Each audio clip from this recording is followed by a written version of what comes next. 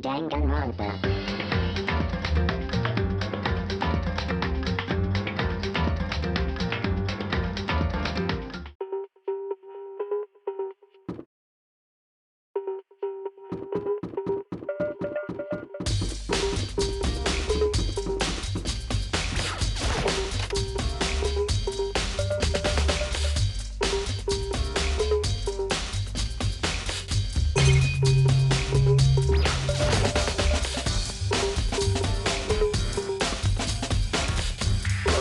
Monokuma appears!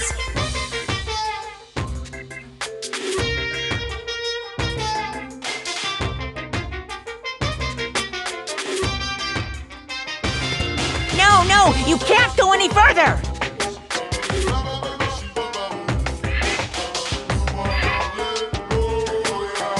No, you can't go any further!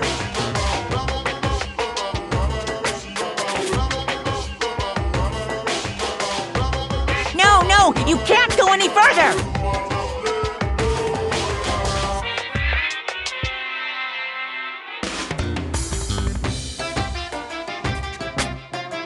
No, you can't go any further!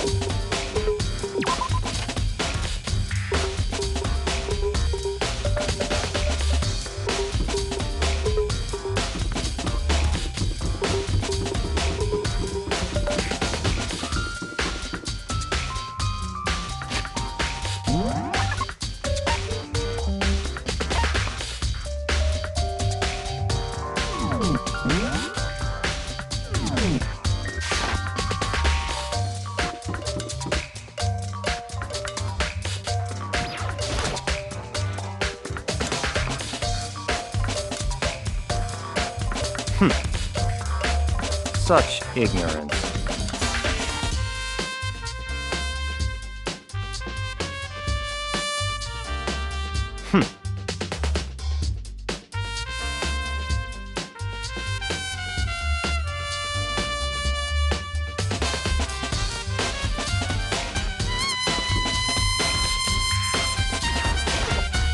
Seems like...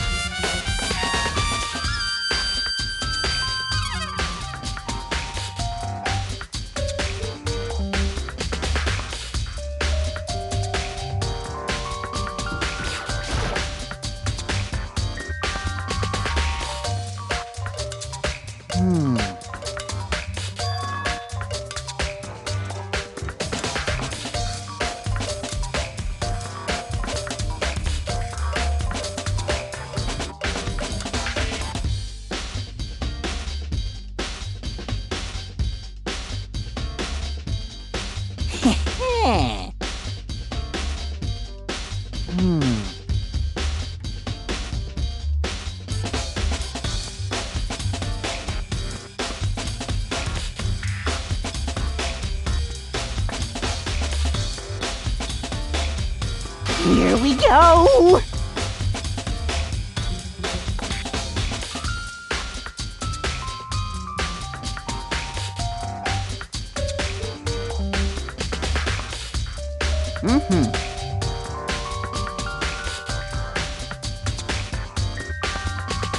very strange.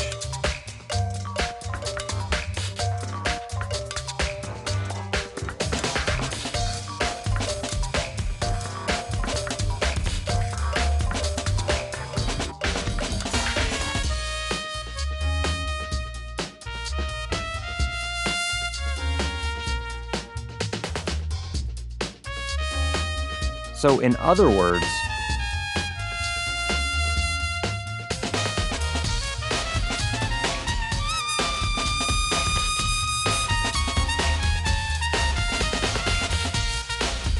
so that's it.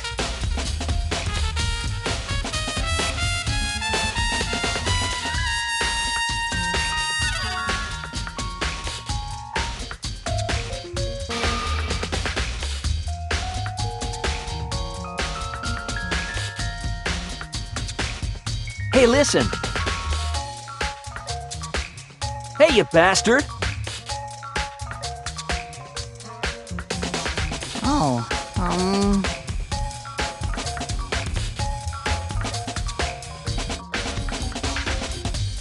You... Is it, like...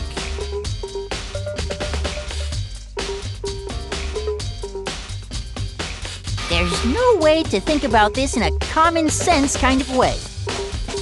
You know what I mean.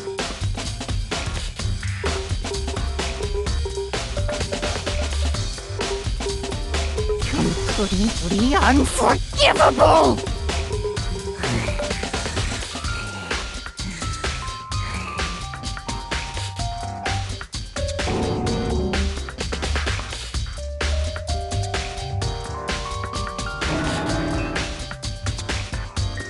Give me a break.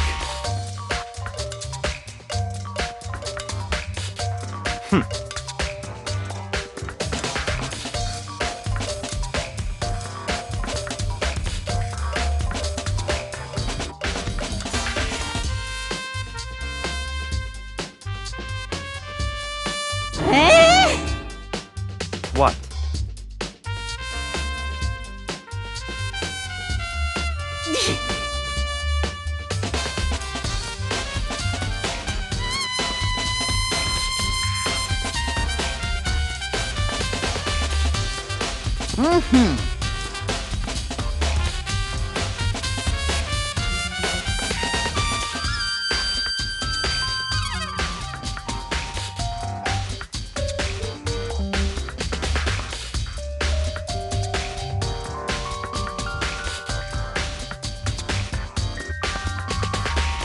You got it!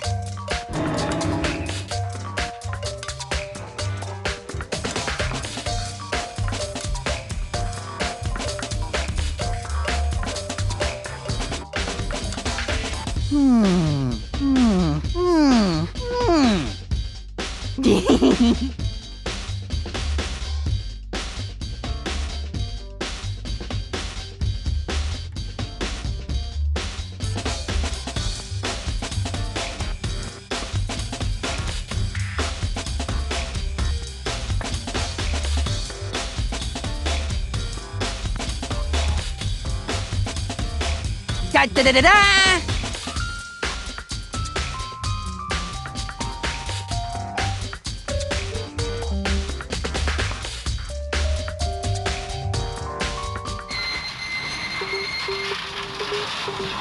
Mr. Naegi! Without a doubt.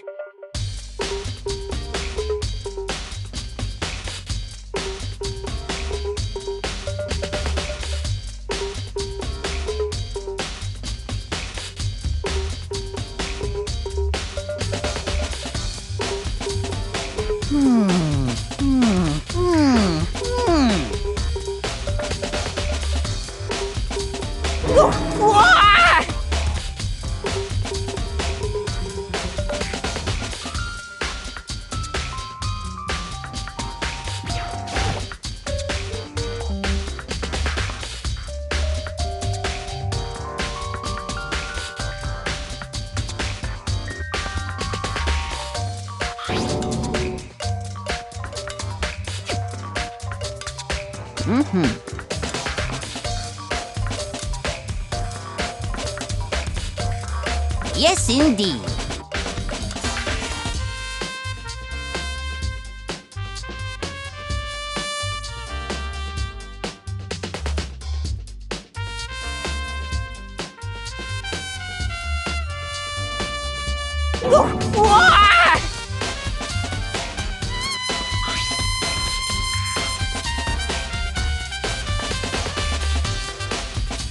Was it a fairy?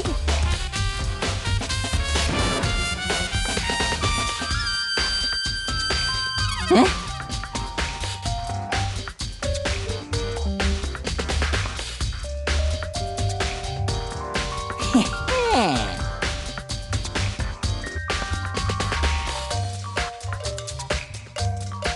I feel as if...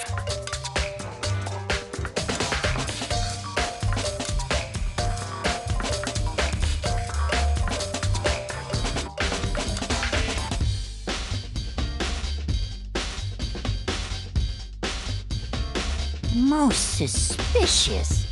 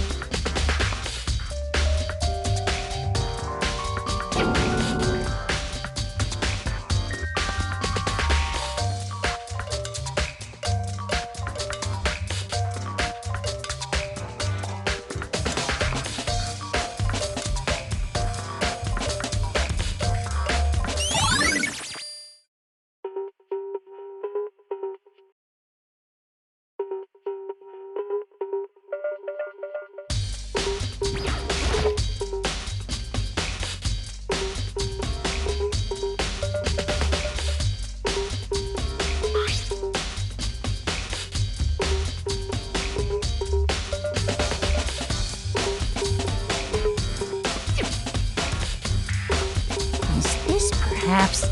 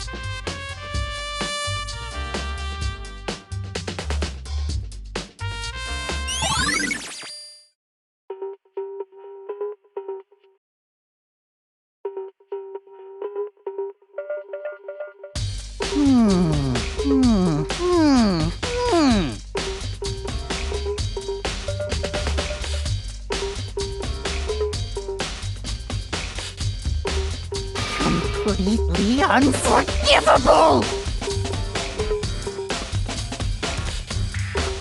That's it! I'm sure of it!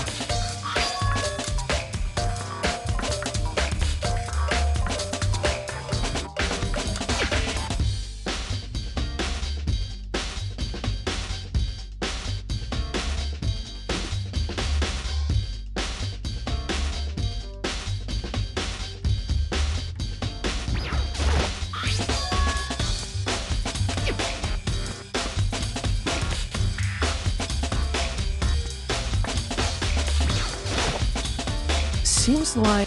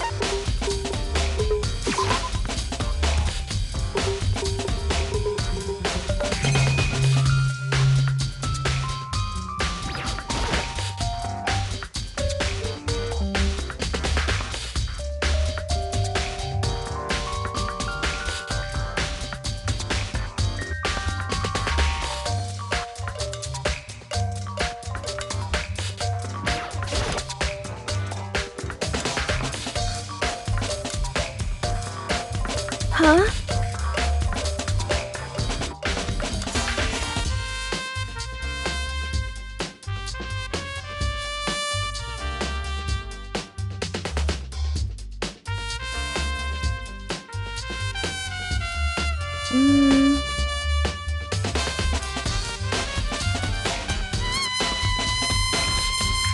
I'm sorry.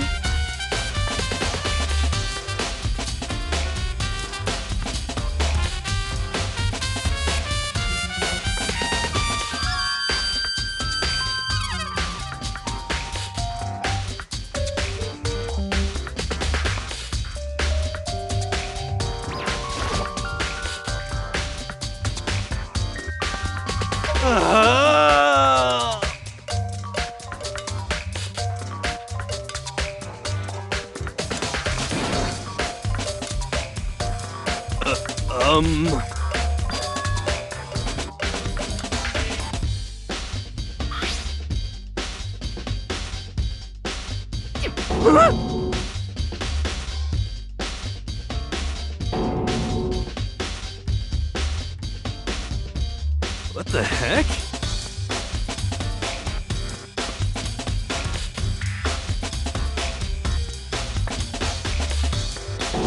What?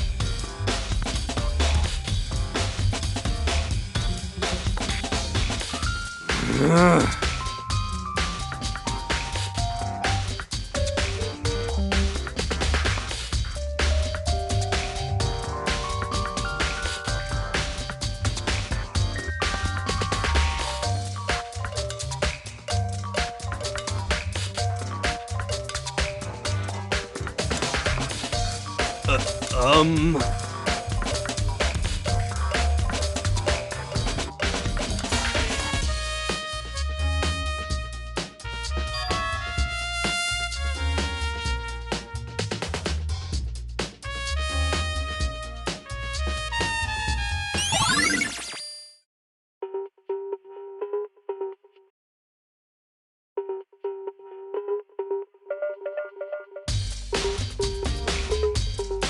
Um...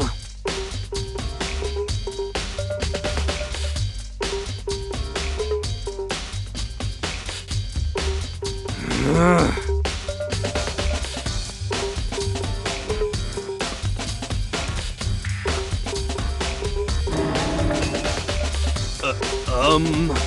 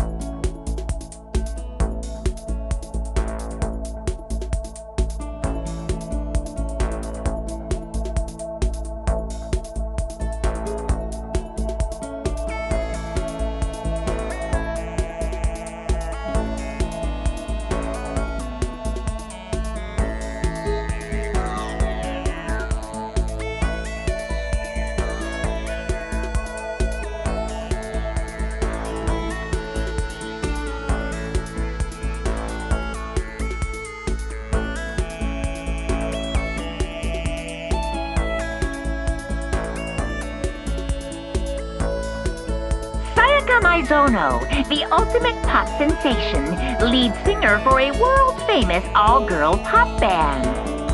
For these girls, the glowing spotlight only made them that much more beautiful. But then...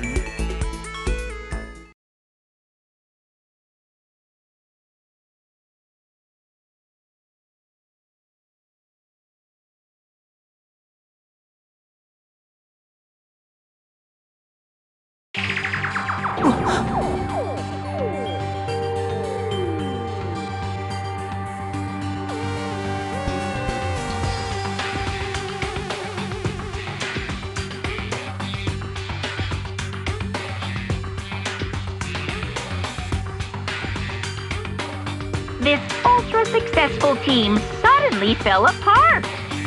None of them will ever perform on stage again. None of them will ever feel the warmth of the spotlight. For Sayaka, there's simply nowhere for her to return to.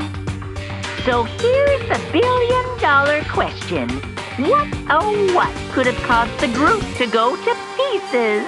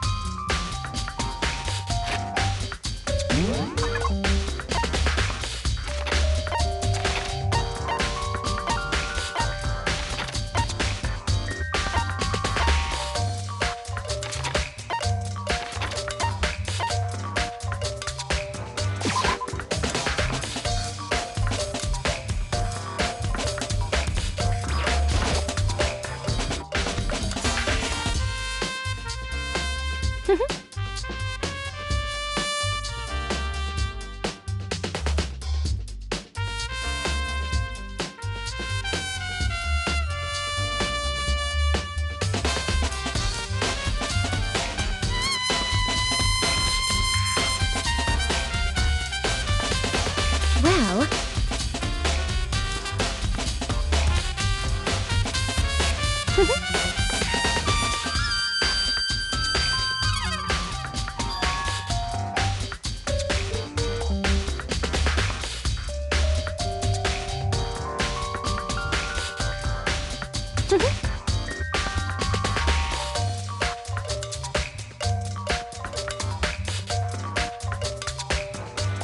As for me...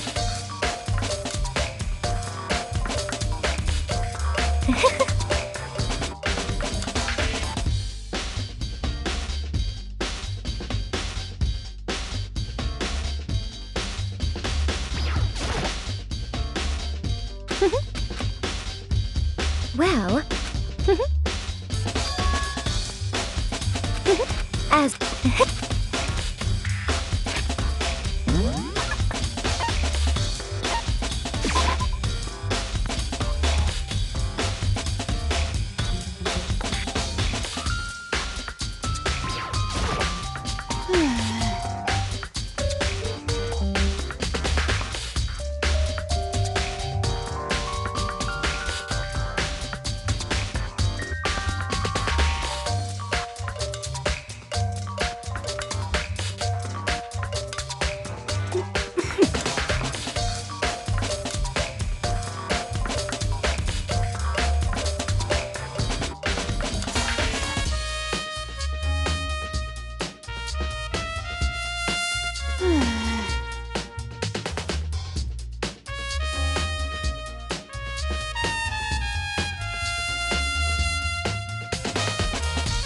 This is very suspicious.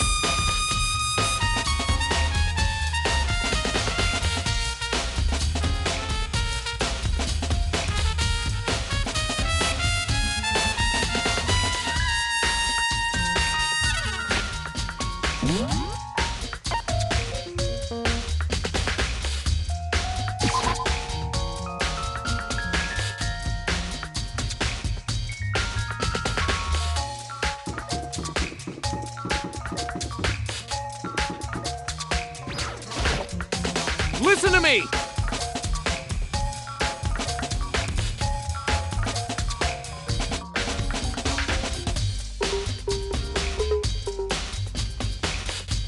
You hear me?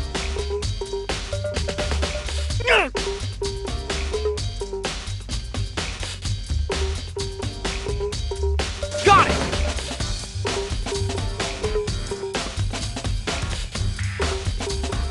Ha ha ha ha!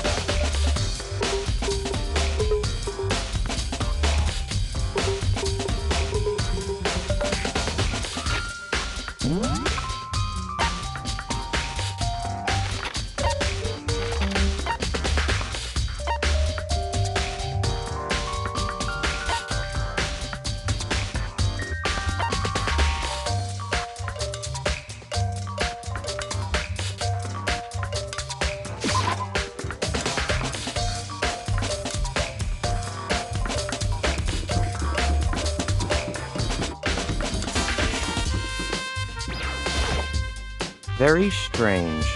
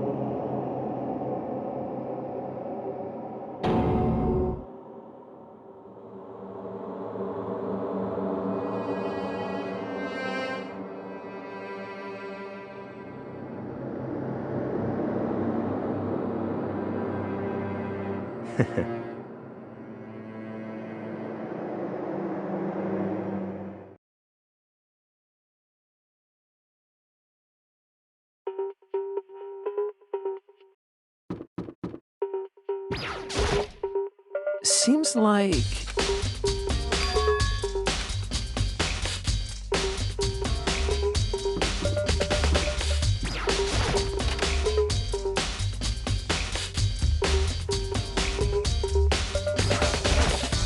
By the way...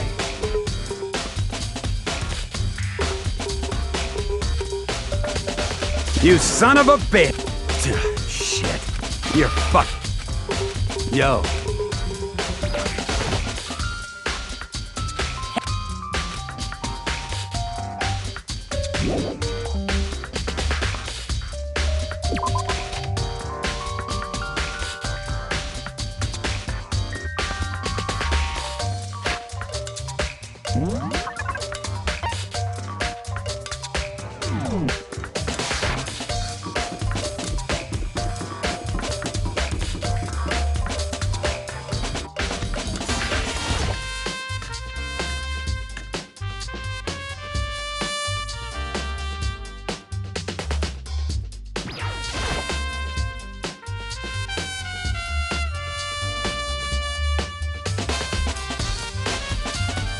Yeah, totally.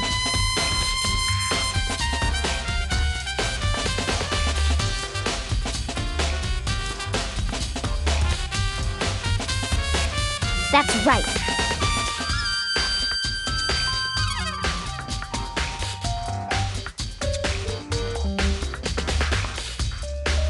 Well...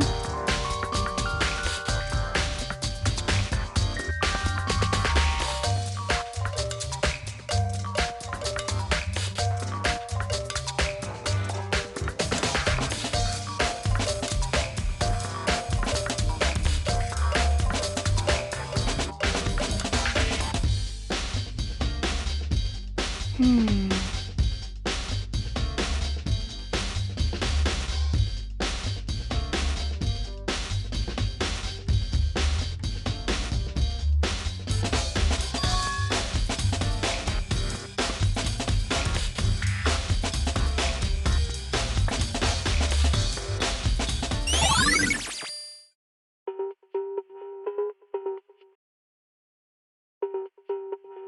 Um...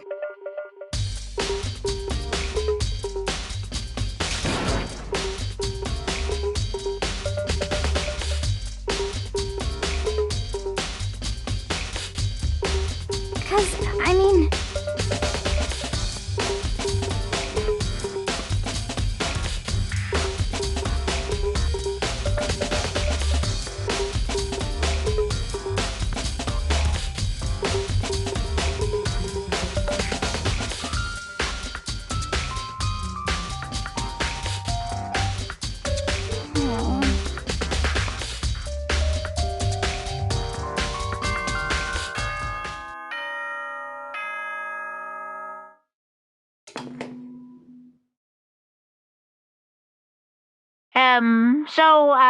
I'm getting tired of waiting. What say we just get started, It's time for the long-awaited class trial!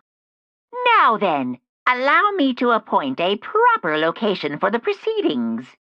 Please go through the red door on the first floor of the school. See you soon!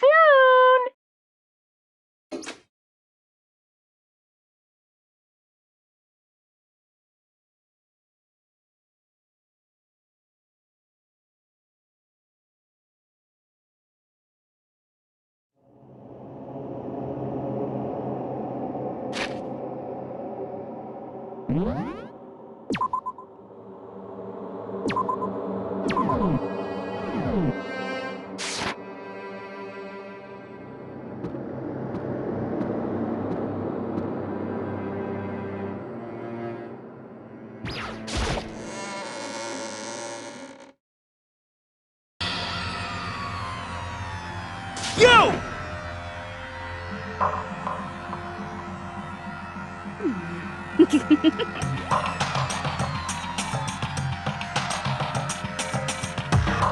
Listen to me!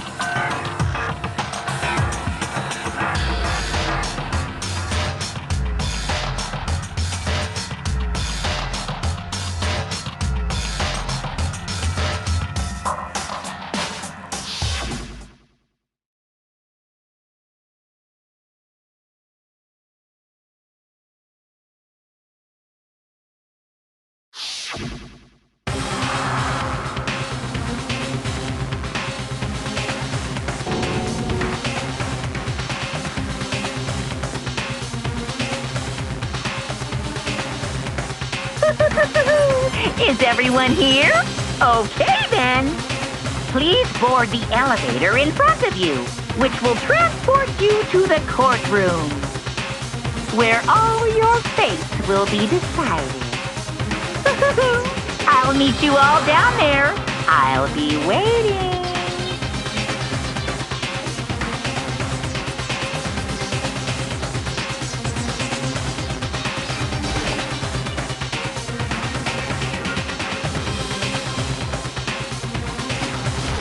Got it!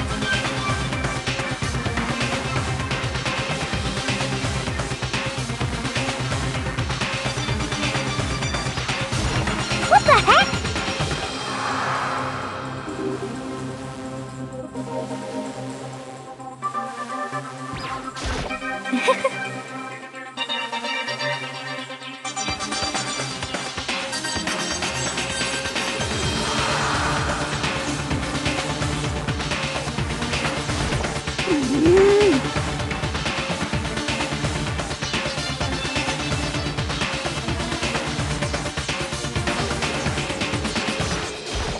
You know what I mean.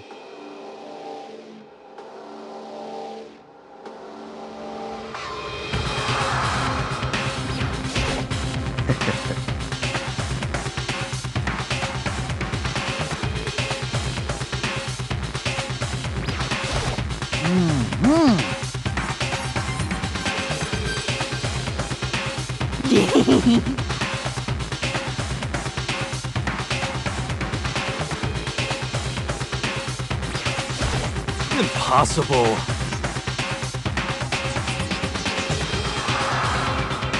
You know?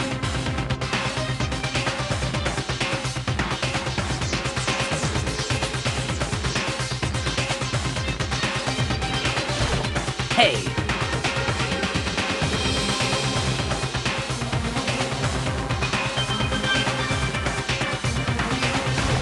What? What?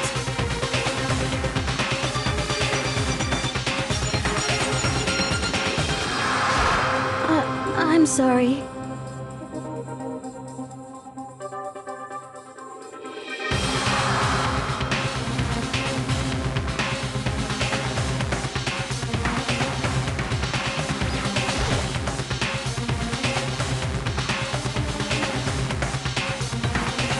Well, then.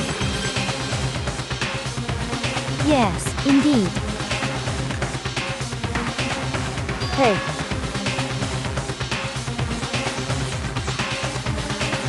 Makoto.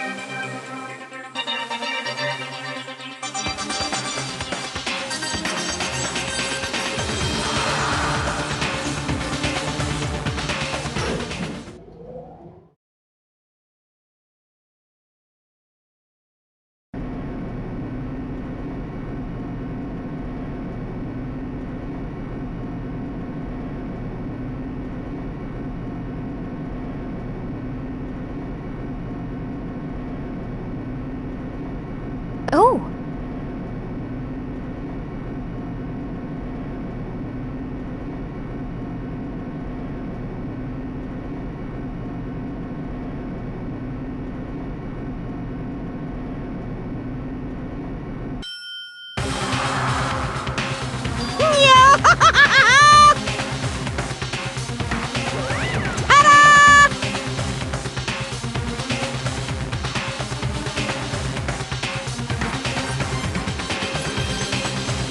Shit.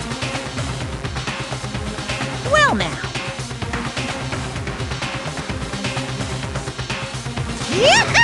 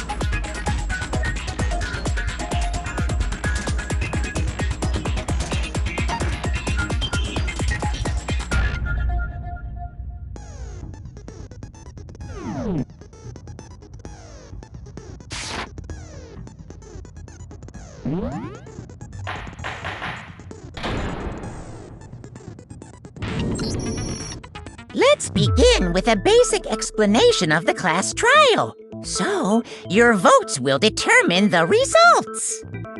If you can figure out who done it, then only they will receive punishment. But if you pick the wrong one, then I'll punish everyone besides the blackened, and the one that deceived everyone else will graduate.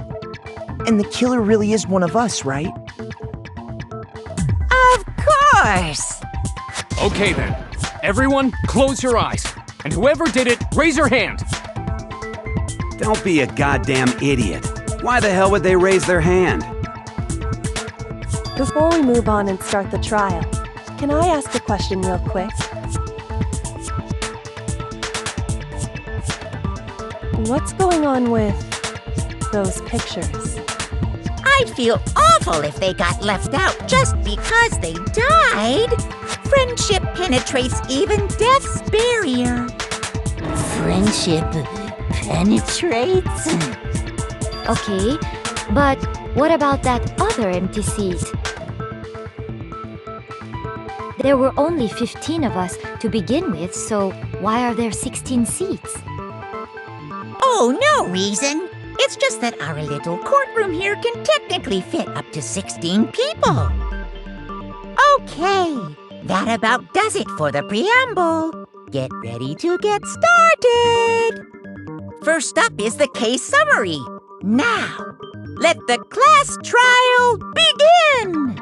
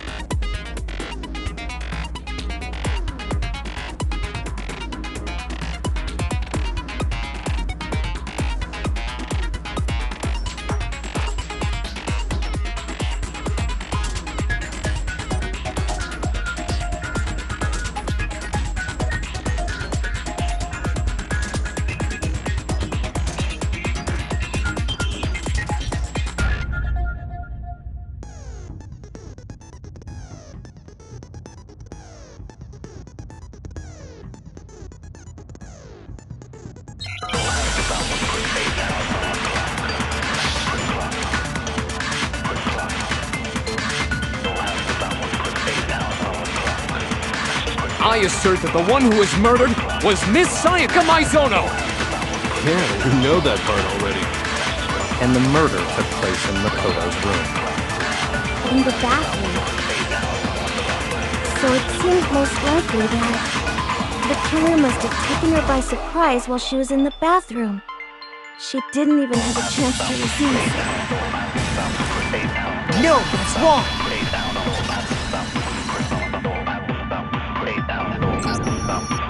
Just a second, Chihiro. Try to remember how my room looked. With the way things had been damaged, I think we can definitely assume there was a struggle. A struggle? Between who and who? Between Sayaka and the killer, of course. So you're saying Sayaka wasn't caught by surprise in the bathroom? She must have been attacked in the main room first. Then, she ran to the bathroom to try and hide. The killer followed her in, and that's where they finished the job. That much should have been obvious after taking one look at the scene. It shouldn't even need explaining. Sorry. Okay, so what's next? Next is the subject of the murder weapon. Wow, this is starting to sound like a real trial.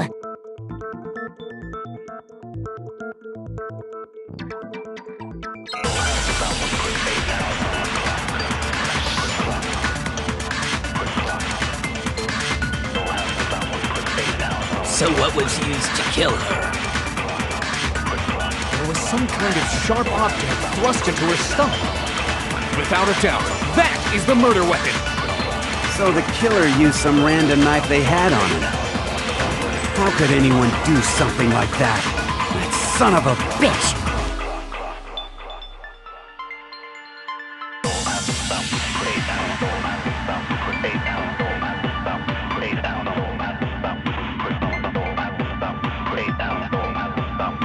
So what was used to kill her? There was some kind of without a doubt. So the killer used some random knife they had. No, that's wrong.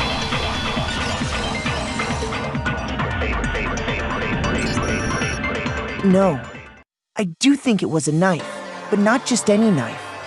I'm almost positive it was a kitchen knife. Huh? A kitchen knife? After the murder, we discovered that one of the knives from the kitchen was missing. Which means that knife must be the murder weapon. Oh, yeah. I guess that makes sense. You could sort of see the weapon sticking out of her stomach. And if you look real close, I could totally see that being a kitchen knife. Okay, so the murder weapon was a kitchen knife, but where does that get us? I mean, we all know Makoto killed her, right? That's right. Makoto's room was the scene of the crime. What more proof do you need? Hold on a second. Let's draw our conclusions after we've presented our arguments. Otherwise, what's the point of the trial? Well, we can talk all we want. It's not going to change that conclusion. I don't think that's true at all. I'm sure if we keep at it, something new will reveal itself. You really believe that?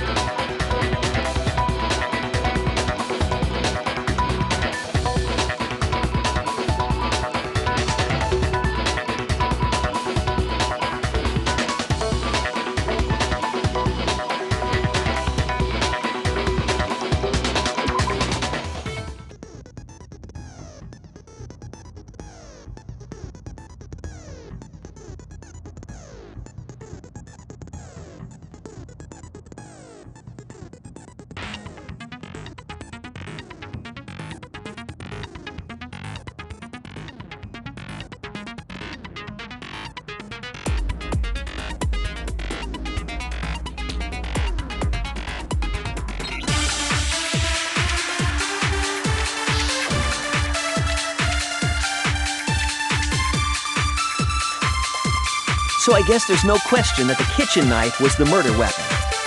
But where does that get us? Makoto must have taken it from the kitchen, right? He did it in secret. The dining hall. No, that's wrong.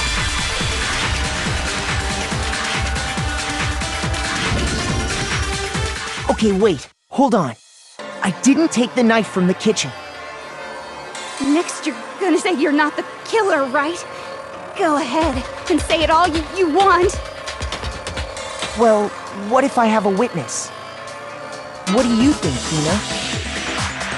Huh? Remember what you were telling me earlier?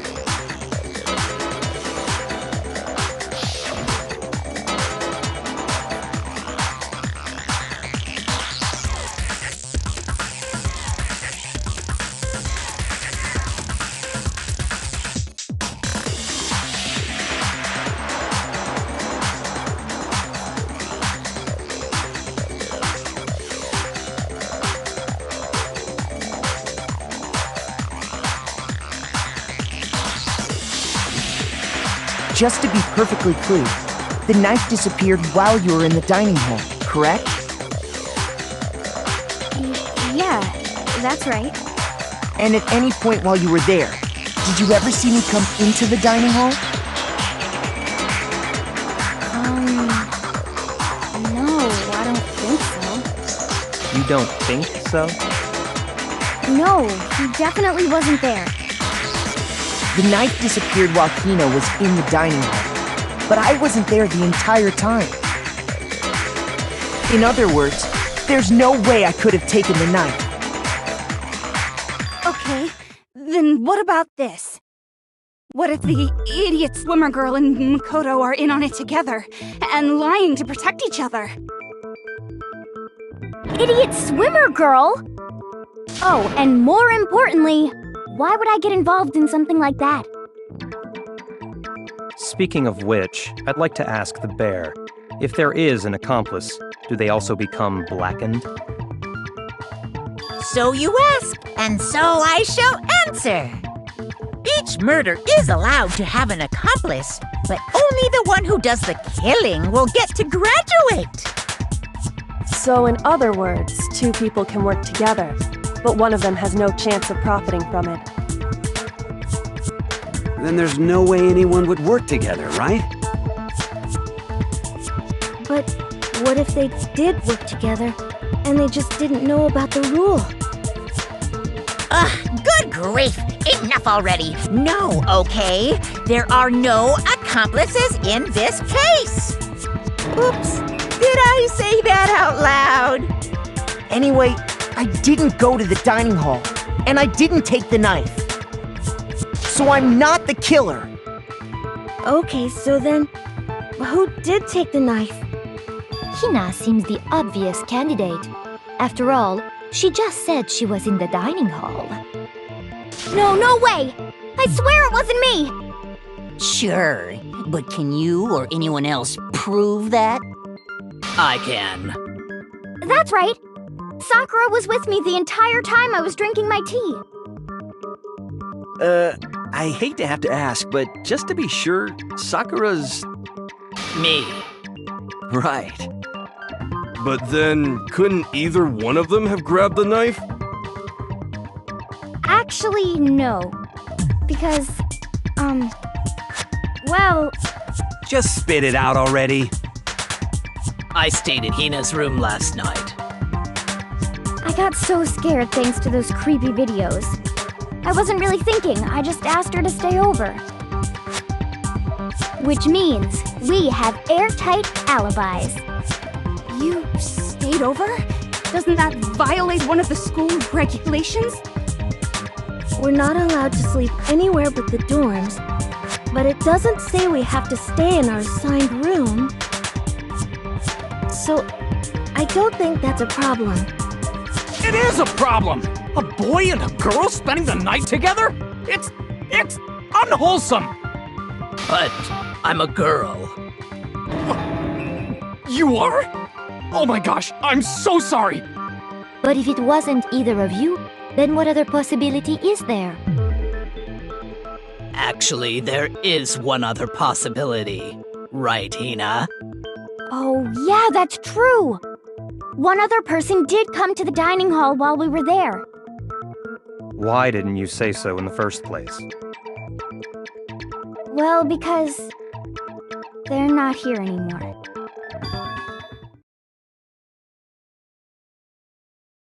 Sayaka. She's the one who came to the dining hall. And then later, she wound up dead.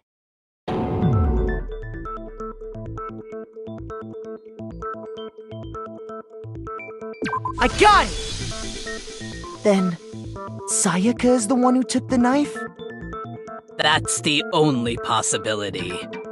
And thinking back on it, she was acting kind of unusual.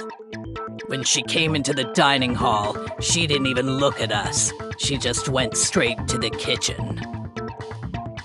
As she left, she said she just wanted a drink of water.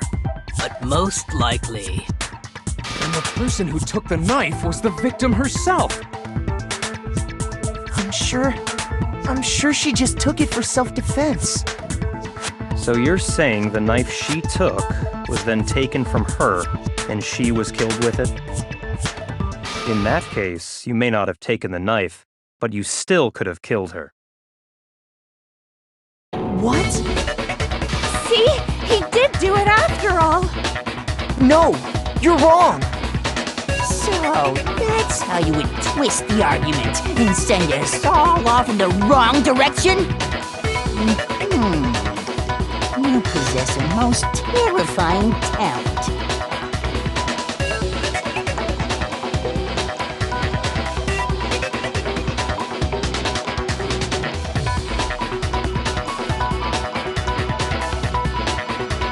Hold on. It's still too early to decide conclusively that Makoto is the killer, wouldn't you say?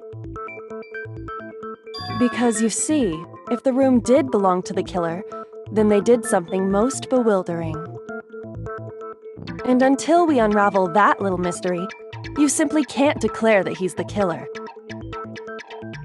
Bewildering? What the hell are you talking about? Something was missing from the scene of the crime that by all rights should have been there. You know what I'm talking about, don't you?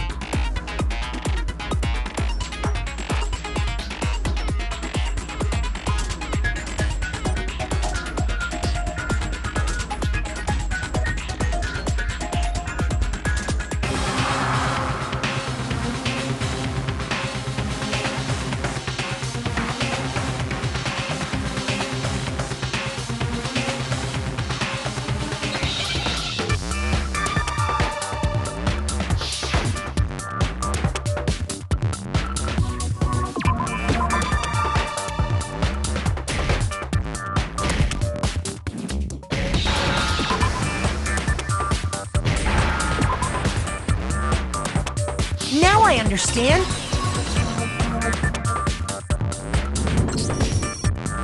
That's right. There wasn't a single hair on the floor. So, the culprit removed some evidence? Yes, and if I were the culprit, why would I need to get rid of all the hair in my own room? It wouldn't be unusual at all to find my hair at the crime scene if the crime scene is in my room. The reason all the hair was gone was to remove any trace that Sayaka had ever been there. That makes sense, does it not? No.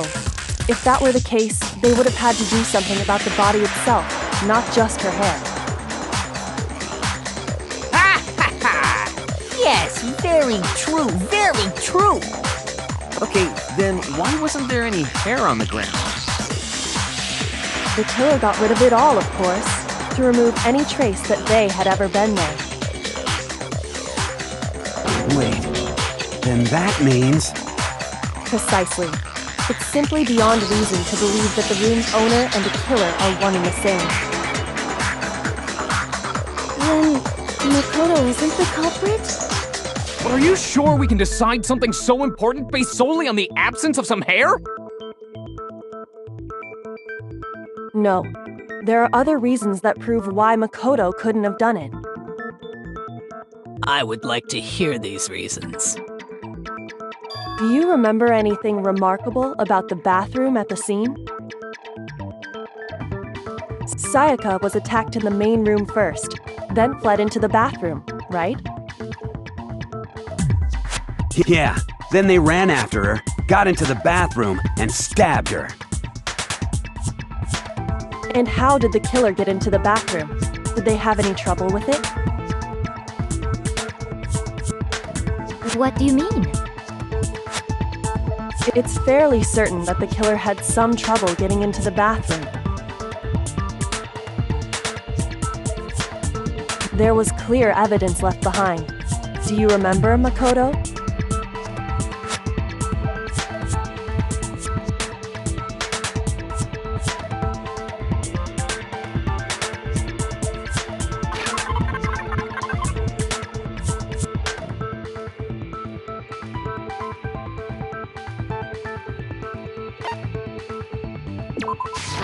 I got it! Evidence that the killer had trouble getting into the bathroom. You're talking about the doorknob, right? Huh? The doorknob? What doorknob? The doorknob for my bathroom. It was completely broken. See how the top part was unscrewed? And the doorknob's about ready to fall off? Oh yeah, true. But what does it mean? In trying to bypass the lock, they ended up nearly removing the entire doorknob. This is another most bewildering act for the room's owner. It proves Makoto is beyond suspicion. So what? You're saying he wouldn't break the door in his own room? But if the only choice you have is to break it, you break it. There's nothing bewildering about it. You still don't see? Okay then. Let's take another look at how the incident unfolded. Hopefully that will help you understand.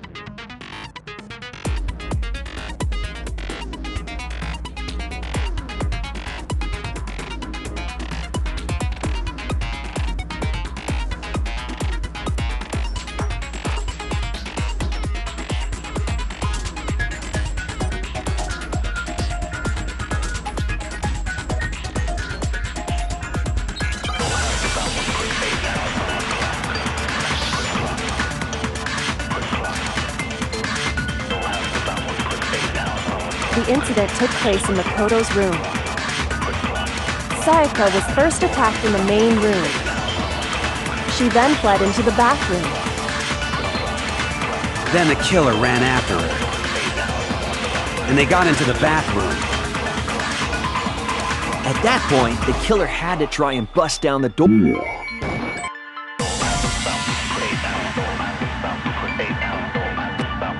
Shoot! The incident took place in Makoto's room. Sayaka was first, she then fled into the... Then the killer ran, and they got into the back. At that point, the killer had to try and bust down the door because Sayaka had locked it. No, it's wrong.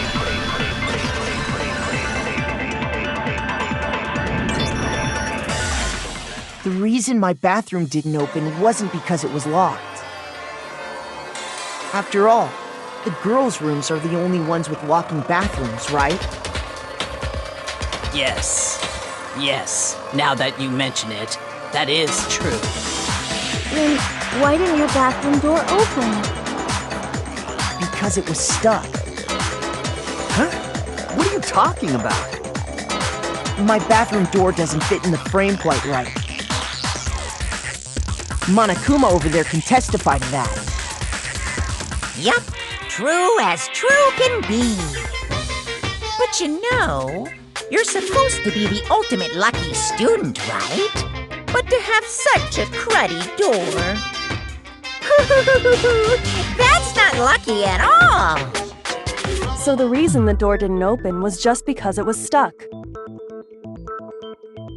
But the killer didn't know that and assumed it was locked. So they tore apart the doorknob to get in. Okay, but then why would the killer even think the door was locked in the first place? Everyone should have known you can't lock any of the boys' bathrooms. The killer could easily make that mistake, thanks to one important detail about the scene of the crime.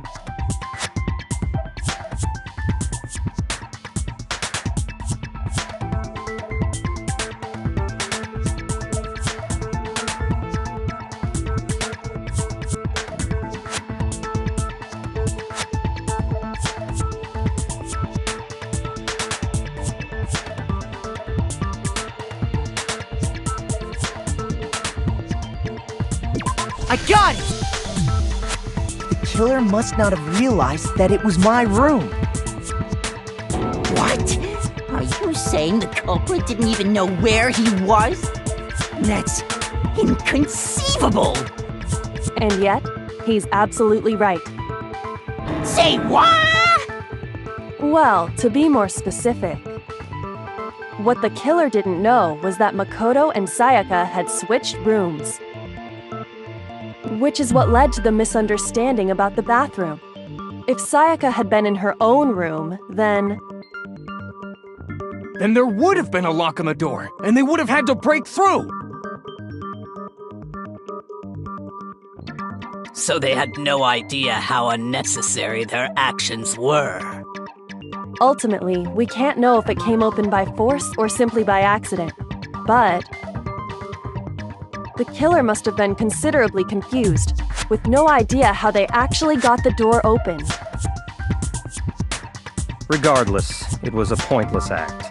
Wasting time trying to break down a door that wasn't locked is... definitely something I wouldn't do, since I would have known exactly why it wasn't opening, right? That is a definite possibility. So the killer would have to be someone who didn't know they'd switched rooms? Then Makoto couldn't have done it.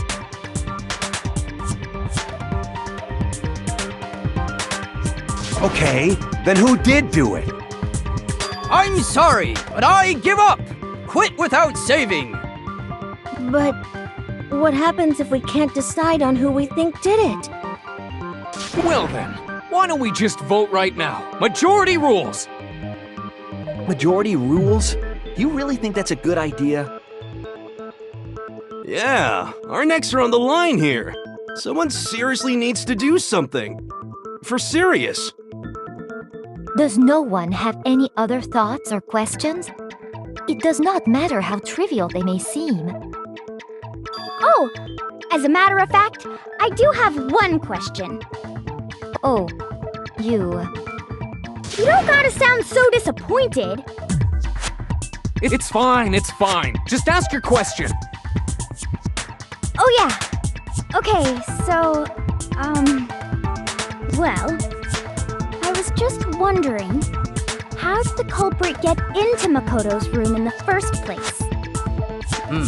Yes. How did the killer get inside? Maybe Sayaka just dropped the key somewhere and the culprit picked it up. That's possible, right? I don't think so. That seems way too convenient. Then maybe someone picked the lock? Negative! If you remember, Monokuma made it quite clear that the locks are all unpickable. Fine. How about this? The killer got in the easy way. They could have knocked and said they wanted to talk or something, and Miss Maizono just let him in. No, that can't be it either. Oh, trying to argue against me? Sounds like someone doesn't know his place. Hello? Why exactly can't that be it?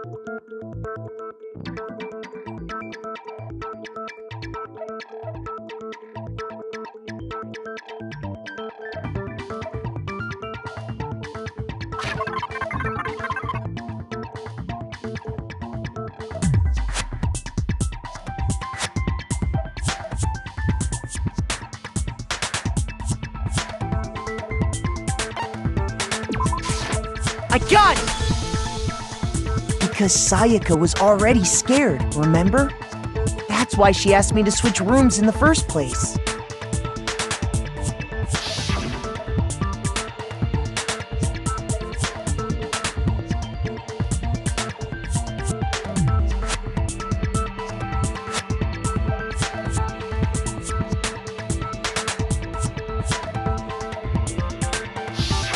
Knowing what she'd been through, I just can't believe she would have opened the door for anyone.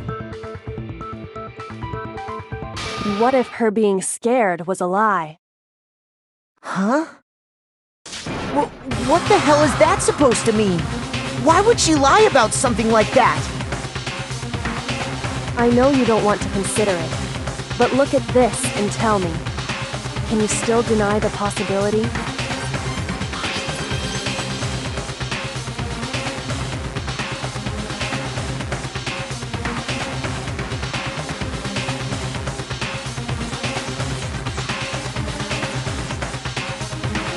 I found a notepad during my search, and I shaded in the top sheet with a pencil.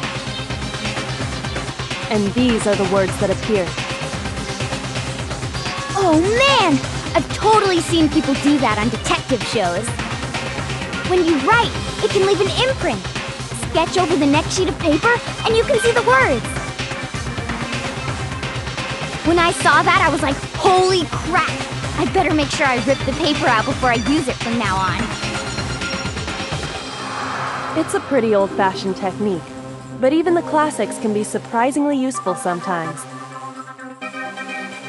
Oh, and I should also mention, I found the notepad on the desk in Makoto's room.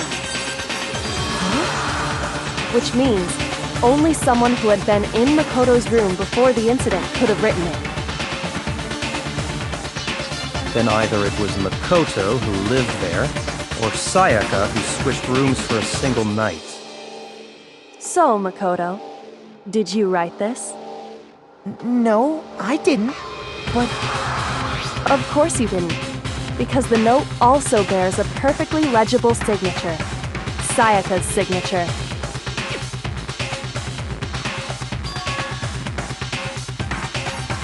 But why? Why would she write that? The note was likely her way of getting in touch with a certain someone. She must have slid it under their door to let them know she wanted to meet with them in secret. If you got an invitation like that from the ultimate pop sensation, what young man could resist? Of course, I'm only into 2D, so it wouldn't have any effect on me. But can we be sure anyone even got this note? And honestly, even if they did, I do not think they are at all involved in what happened. Huh? What makes you say that? Would you like to hear what I have to say? Very well then, pay attention.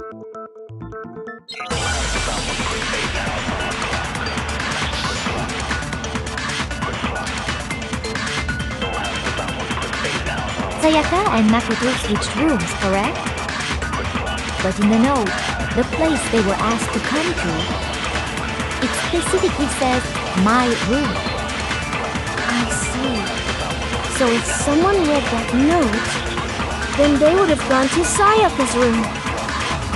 Exactly. The room that Makoto was...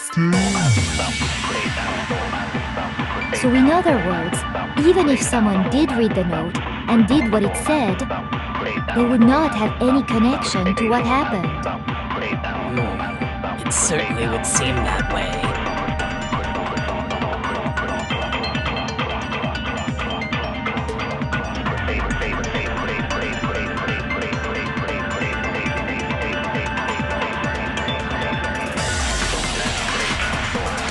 Sayaka and Makoto switched rooms, but in the note, if it specifically said, I see, then they would have gone to... Exactly. Makoto... No, it's wrong!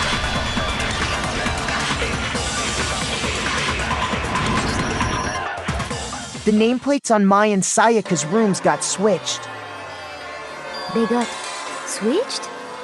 That's right. The nameplates got switched, just like the rooms themselves. As a result, the nameplate on Sayaka's room actually had Makoto's name. And the nameplate on Makoto's room had Sayaka's. So what you're saying is, the room Sayaka was staying in was actually marked as her room. Then, if someone did do what the note said, they would end up at Makoto's room where Sayaka was. Plus, their rooms are right next to each other, so switching the nameplates would be no problem. And the one who switched the names was... Well, of course it wasn't you, right, Makoto? Right? Okay, then who did it?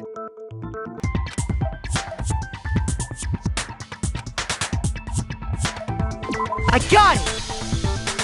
Me and Sayaka were the only ones who ever knew about us switching rooms. So the only other person besides me who would even know to switch the nameplates was Sayaka. You can also infer as much from her note.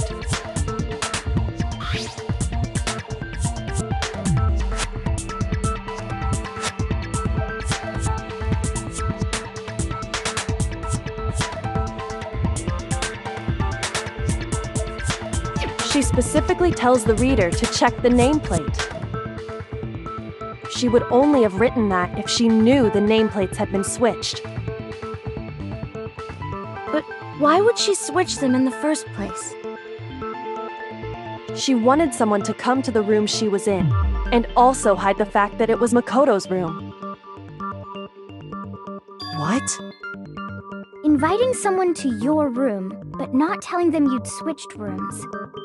Why would anyone do that? To understand that, we first need to understand what happened after she invited the person into the room.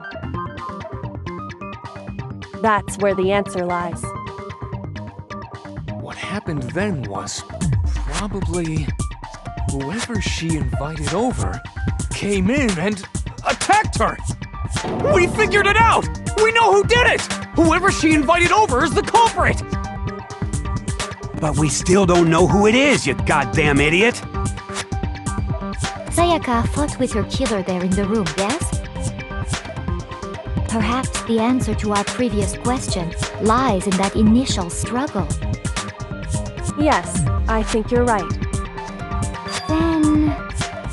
we just have to figure out what happened during the fight, right? That reminds me. There was a replica sword at the murder scene. Was that perhaps used during the fight? Oh yeah. What's the deal with that sword? Sayaka suggested I should hold on to it. I thought it might come in handy if I had to defend myself. It seems pretty likely that the killer used it to break Sayaka's right wrist. How the hell could you possibly know that's what broke her wrist?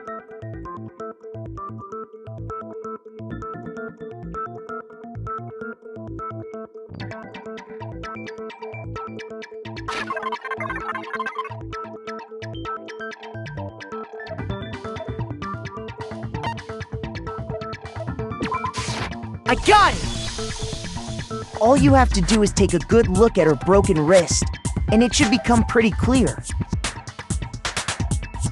Right there where her wrist is all swollen, there's something glittery there. See? Is that gold? It sure is. Specifically, the gold coating from the replica sword. You barely have to touch that stuff, and it'll stick right to you. And there's some on her wrist because... I got it! Because she got hit with the sword, right there on her wrist! I see. And so the truth draws ever closer. All right, then it's about time to solve this mystery.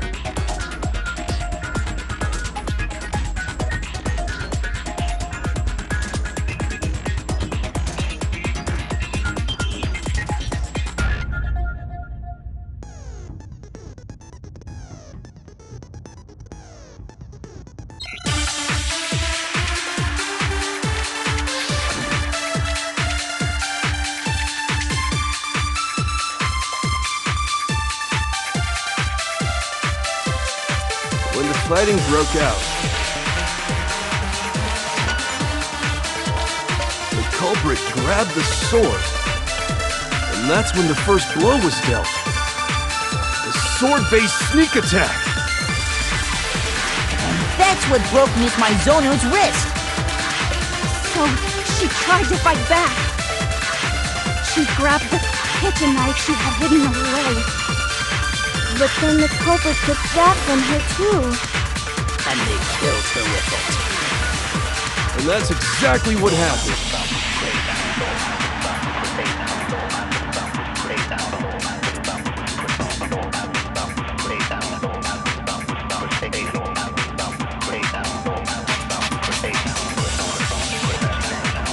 When the fighting broke out, the culprit, and that's when the first blow, a sword-based sneak attack. No, that's wrong.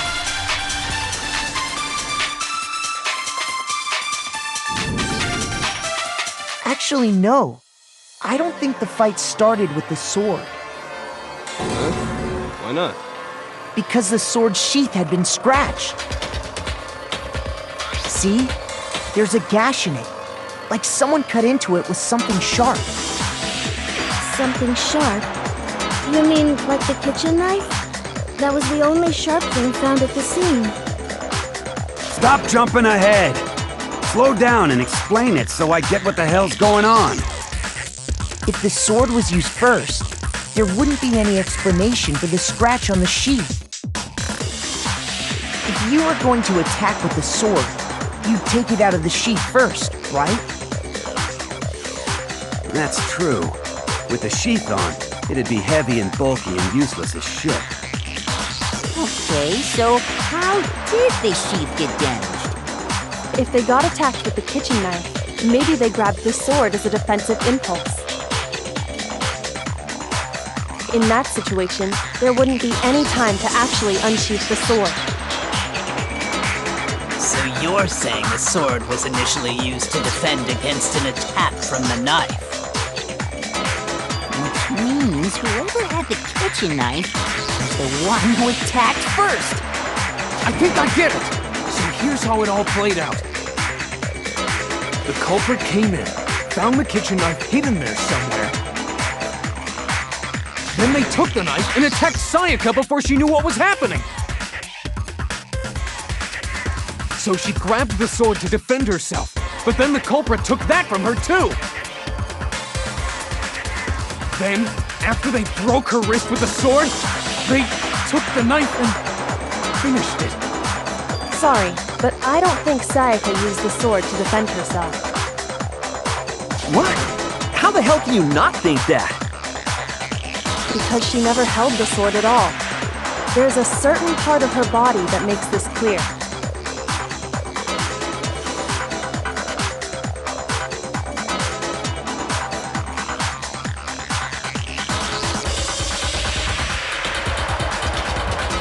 I got it! You're talking about her palms, right?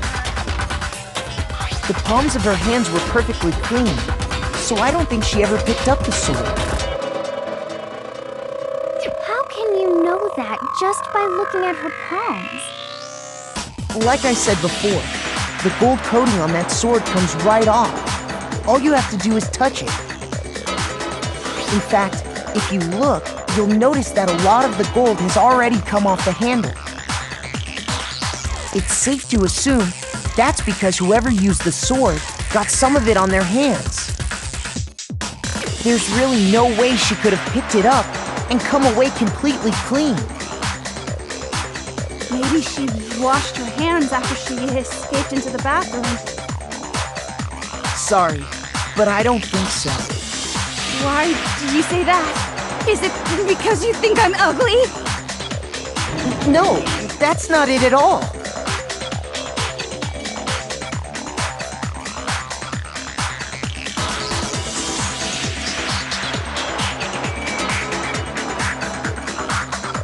I got it! According to the Monokuma file, Sayaka's time of death was around 1:30 a.m. In other words, at nighttime. And the water in the bathroom shuts off at nighttime, right? Oh, I didn't know that. Actually, I haven't taken a shower yet. Oh my. You're no different. You smell like a big fat ugly donkey. I'm not sure whether to take that as an insult or a compliment. An insult, obviously. So anyway, if Sayaka never touched the sword, then that means the killer is the only one who used the sword.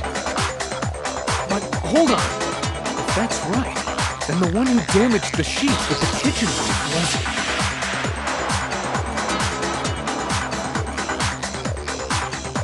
I got it!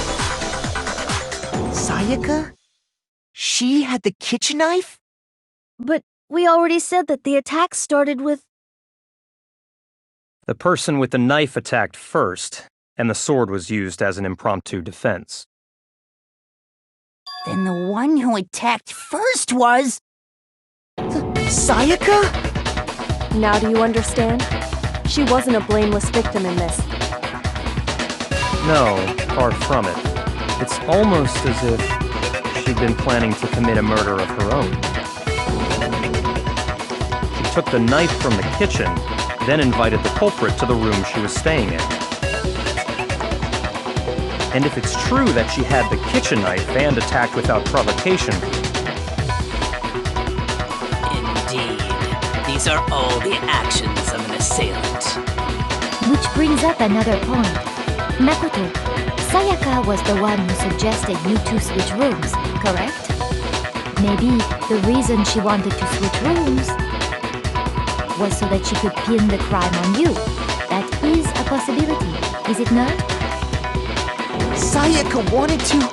on me? That would also explain why she would switch the nameplates. She wanted to get whoever she had targeted to come to Makoto's room where she was staying. And by committing the murder there, instead of her room, that would implicate Makoto. But for that to work, the target had to be lured out while still keeping the room swap a secret. If the target knew she had switched rooms, they would have become suspicious right away. So all that's why she switched the names? But doesn't that plan seem a little risky? For one thing, even if her plan worked, Mr. Naegi would just tell everyone they'd switched rooms. I don't know. I'm not sure our soft-hearted Makoto is capable of that kind of cutthroat behavior. I'm sure Sayaka realized the same thing, which is why out of all of us, she asked him to switch rooms. Plus, she was the ultimate pop sensation. A totally forgettable kid. Or a national superstar. Who are you more likely to believe? Wait, then you're saying she had this all planned out? Holy shit! But in the end, her plan backfired. She launched her attack with the knife, then found herself under attack in turn. That must be when her wrist got broken, and she was forced to drop the knife. The tables were suddenly turned on her, and she died at the hands of the one she'd planned to murder. Just hold on! That can't be true! Because... Hey! You guys have totally derailed the argument. You're being super boring right now. Come on, hurry up and decide who did it. Wouldn't it be awful if I had to punish you all just because you ran out of time? Oh yeah, we gotta decide who we think did it. Makoto, right now you just need to concentrate on figuring out the answer to this mystery. If we can't uncover who murdered Sayaka, it's over for all of us.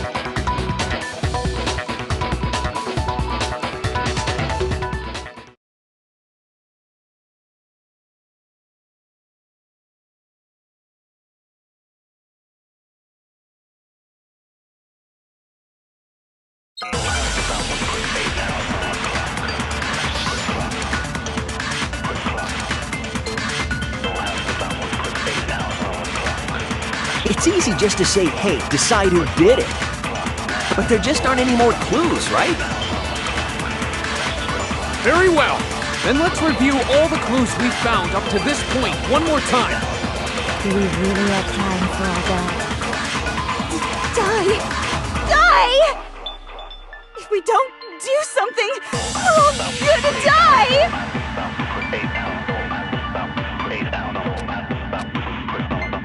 It's easy just to say, hey, decide, but there just aren't...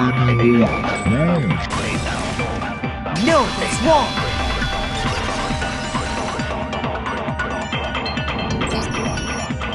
There still might be one clue left. Sayaka's dying message. Dining? Wait, what did you say? The dying message. She wrote something on the wall behind her, remember? 11037. Written in her own blood. There must be a clue about the killer hidden in there. Well, before we get too far into that, I need to ask, can we really be sure that Sayaka is the one who wrote it?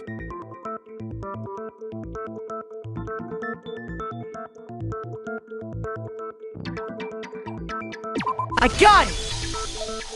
Her left index finger had blood on it. That could only be because she used that finger to write the message. I see.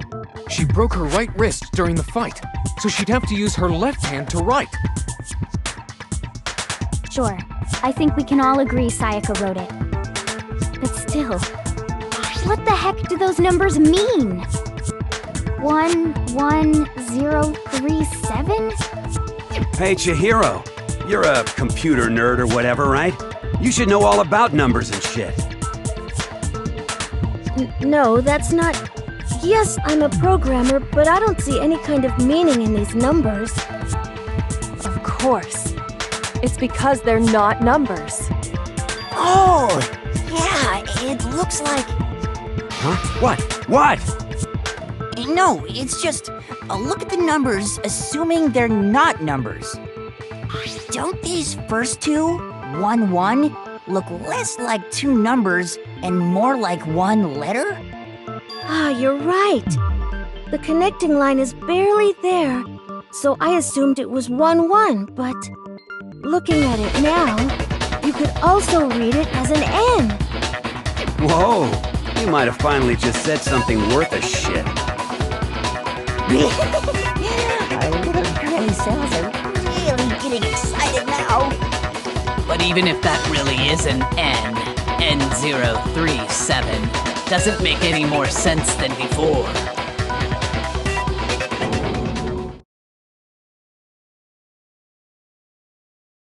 Rotate the image 180 degrees.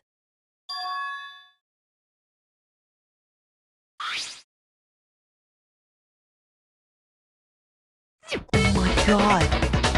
Now I see. She wrote down the killer's name. Huh? You just shot past the clue part and right onto who did it! So, whose name did she write?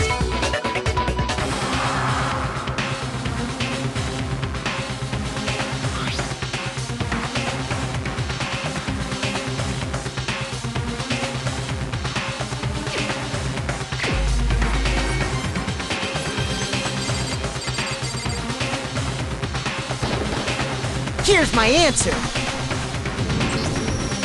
The key to solving this mystery was simply to rotate the writing 180 degrees. If you turn the message around,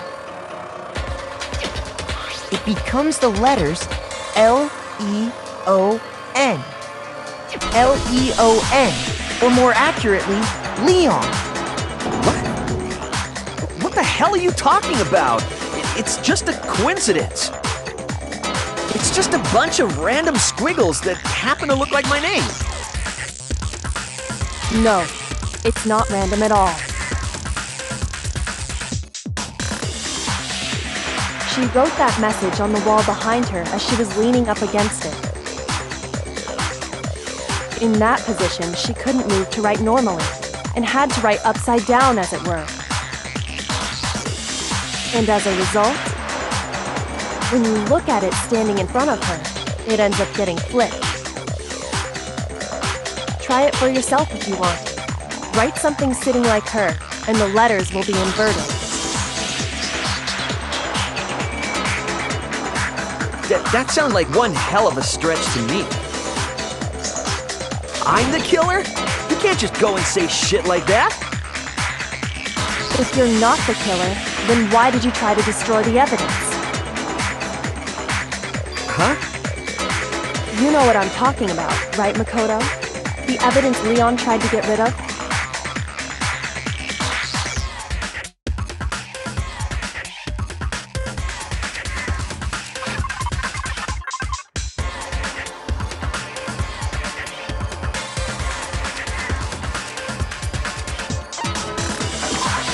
I got it! You mean the burnt shirt piece I found laying on the ground by the incinerator, right? As the killer stabbed Sayaka, they must have gotten some of her blood on them. And to dispose of the shirt covered in the victim's blood, they threw it into the incinerator.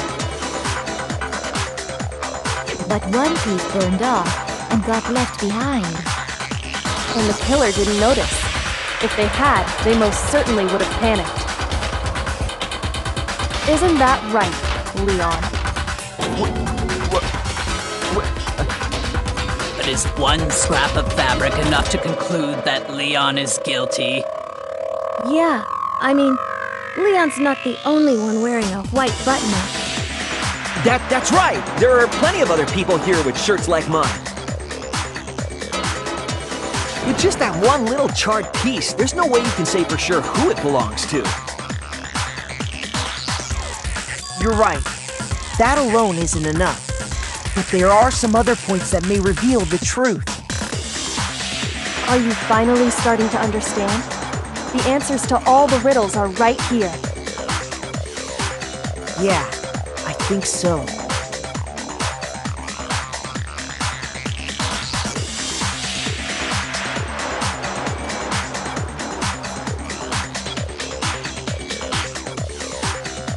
I got it! If we look closely at how the shirt was disposed of, we should be able to figure out who the killer is. Oh yeah, that's a good point. I think I know what you're gonna say. You can't reach the incinerator without opening the gate in front of the trash room, right? And obviously, you wouldn't be able to hit the switch to turn it on either. You need the key to get in, and the one with the key was the person on cleaning duty. So the killer had to be whoever was in charge of taking care of the trash, right? Interesting.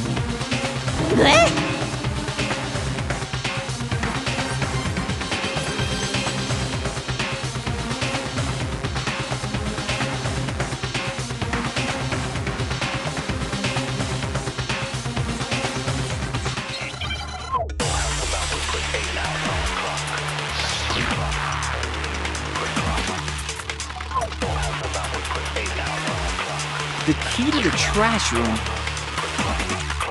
Whoever was on cleaning duty must have had it, right? So the only one who could get to the incinerator was the person in charge of the trash? And you'd have to get close to the incinerator in order to destroy the...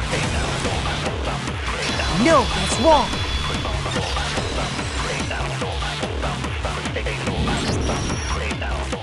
Hold on. I think I know how someone could dispose of the evidence without using the trash room key. But if you can't get past the gate, you couldn't possibly turn on the incinerator, could you? Yes, you could. If you used this.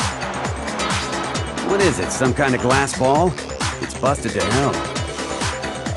Actually, it was supposed to be a crystal ball, But how would you use it?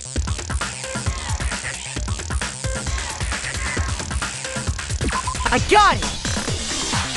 The killer simply took aim at the incinerator switch and threw the ball through a gap in the gate. All they had to do was hit that switch, and the incinerator would come to life.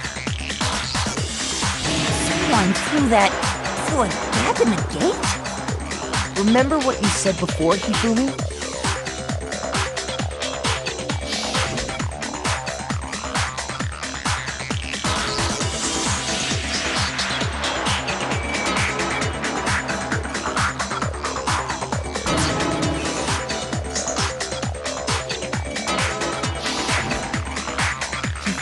the key.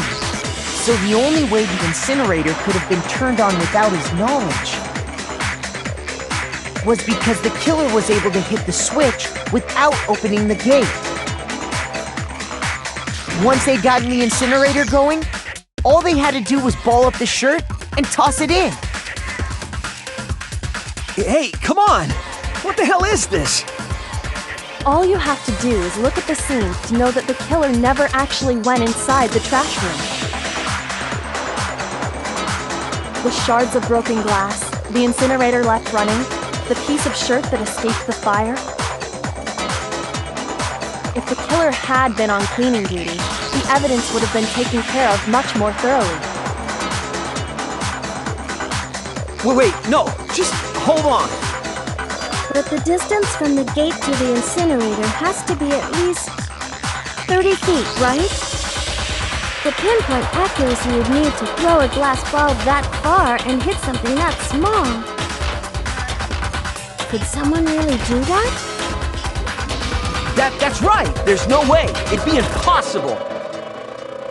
Difficult, absolutely. Impossible? I don't think so. Because the killer is...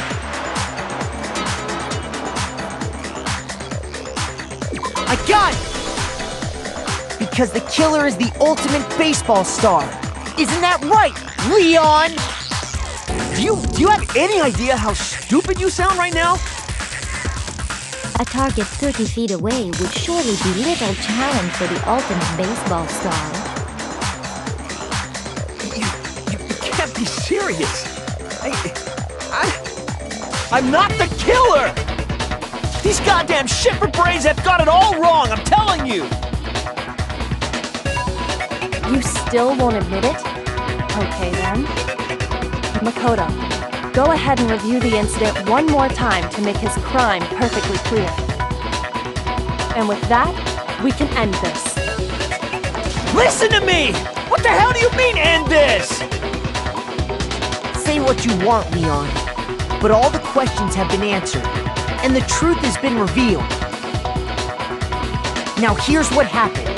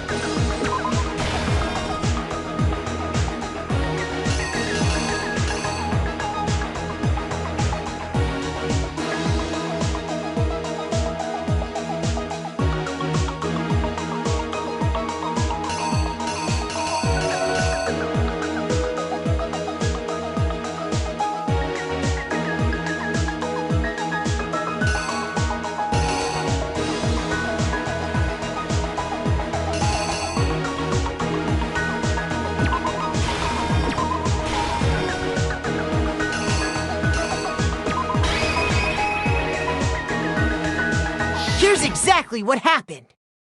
I think I'd better take one more look back at the case from the beginning.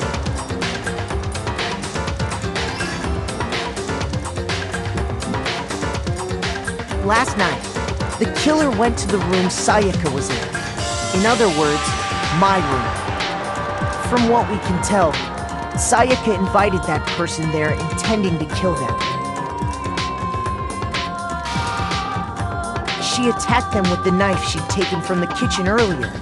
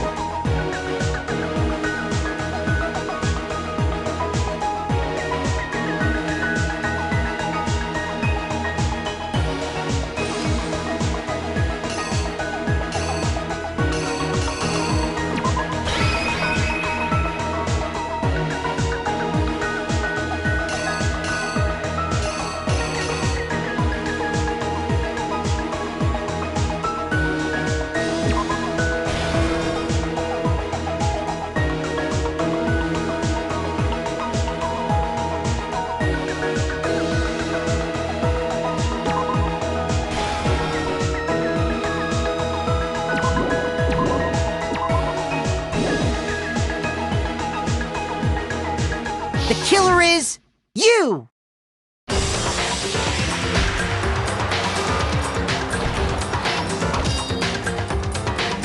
But then something happened that she wasn't prepared for. They grabbed the fake sword I put in my room and fought back.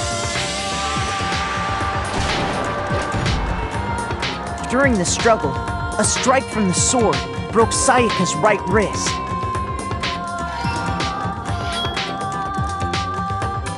And that's when she lost her grip on the kitchen knife. Finding herself cornered, Sayaka panicked and ran into the bathroom.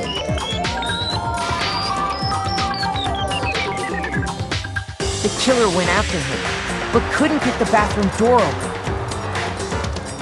What they didn't know was that my bathroom door got stuck easily, and there was a trick to opening it. Sayaka knew about that because I told her, but of course the killer had no way of knowing.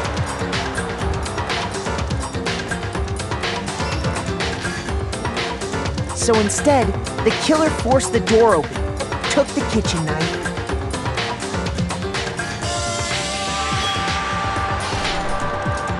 and stabbed Sayaka.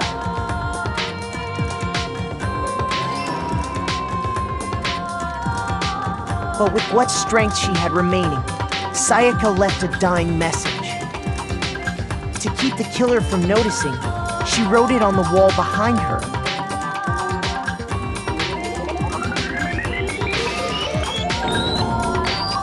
And with that, all her strength was gone. With Sayaka dead, the killer quickly began destroying the evidence. First, they took off their shirt, which was covered in their victim's blood.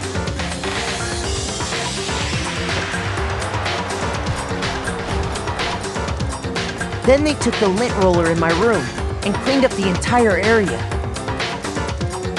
They wanted to make sure they got rid of any trace they'd ever been there.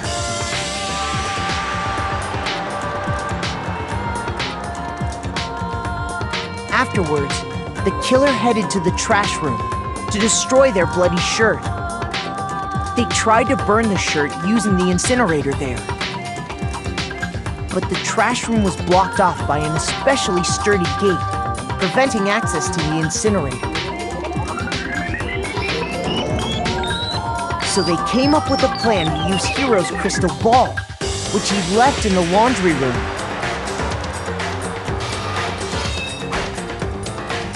the killer managed to throw the ball through the gap in the gate and hit the incinerator switch. For any normal person, that'd be an impossible throw, but the killer had the confidence to take a shot. And that's because the killer was the ultimate baseball star. The crystal ball, thrown with absolute precision, hit the switch on the incinerator, which then quickly roared to life.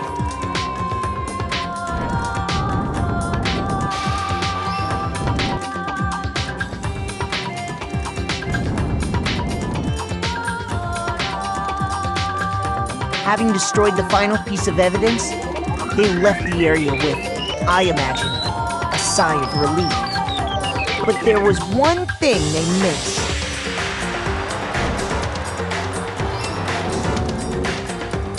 Part of the shirt they'd thrown into the fire burnt away and fell out of the incinerator. The killer didn't notice this, and so left behind a piece of indisputable evidence.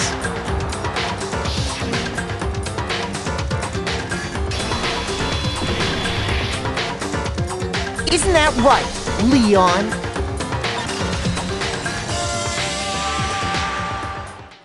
It would appear that Hiro simply forgot his crystal ball in the laundry room. You went there to try and wash the blood out of your shirt, and that's where you saw it, right?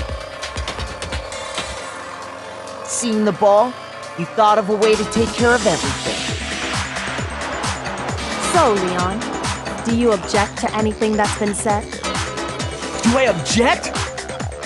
Hell yes, I object! Of course I do! I object! I object! I object! I mean, all of this is just a bunch of stupid theories! You need evidence! Where's the evidence? Without evidence, it's all bullshit! It's bullshit and I refuse to acknowledge it! Well then, I guess this is as good a time as any to present the evidence that proves you did it. Makoto, I believe you're in possession of that evidence.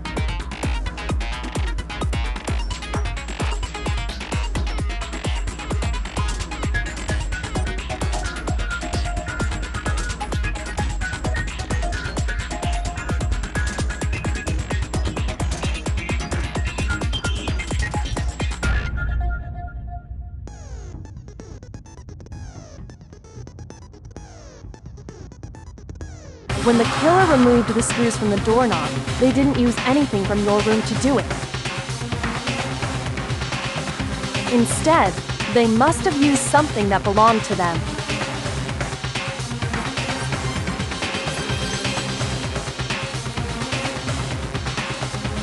I refuse to acknowledge you! You're stupid! Stupid, stupid, stupid! Stupid, stupid, stupid, stupid, stupid, stupid, stupid!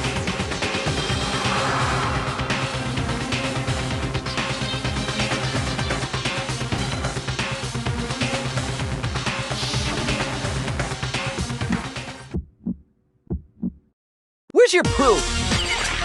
You kidding me? Not a chance! It wasn't me! Stupid! You lie! Shut up! You kidding me? Not a chance! You lie! Where's your proof? You kidding me? Not a chance! It wasn't me! Stupid!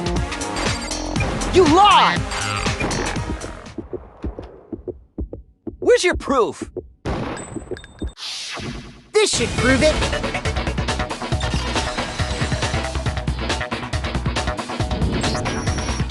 The screws on the bathroom doorknob were removed. I wonder what kind of tool the killer used to remove them. I mean, it had to be a screwdriver, right? Oh yeah, I'm pretty sure the toolkits we got each had one inside. That must be what he used. There aren't any other tools anywhere. But the toolkit in my room had clearly never been used. That's because the culprit didn't know it was your room. They thought they were in Sayaka's room. Only the boys got toolkits, so the killer naturally assumed there wouldn't be one in there. Okay, then whose toolkit did the killer use? Stupid, stupid, stupid! It had to be their very own toolkit. Stupid, stupid, stupid, stupid, stupid! Leon, would you mind showing us your toolkit? If I'm right about this, then the screwdriver will show some evidence of being used. Stupid, stupid, stupid!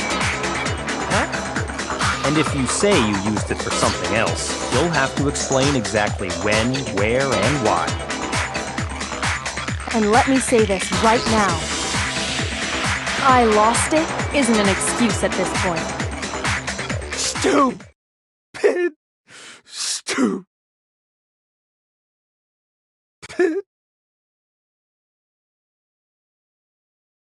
So, you have no rebuttal? Then it would seem we are finished here.